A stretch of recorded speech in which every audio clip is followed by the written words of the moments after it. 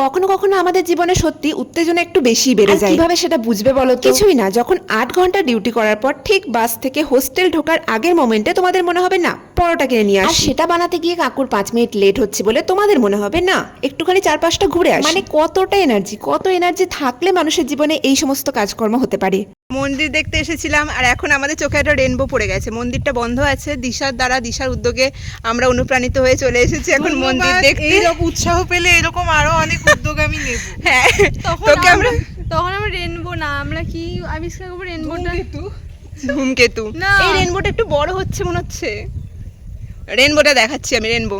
সারাদিন ধরে এখানে এত আকাশ বাতাস দেখতে থাকি, কিন্তু এখানে রামধনু এর আগে আর দেখি। যাই হোক, আনপ্ল্যান্ড আনএক্সপেক্টেড সবকিছু তো ভালোই হয়। 4 বছর হতে চললো, আর এদিকে হোস্টেলের এত কাছে থাকা মন্দিরেই আমরা ভালোই হলো, মন্দির দেখা আর পরোটা খাওয়া দুটোই কম। যাই হোক, সবাই মিলে আজকের পোস্ট ডিউটি ইভিনিংটা ভালোই কাটলো। তোমরা কি বলো? Good bye bye.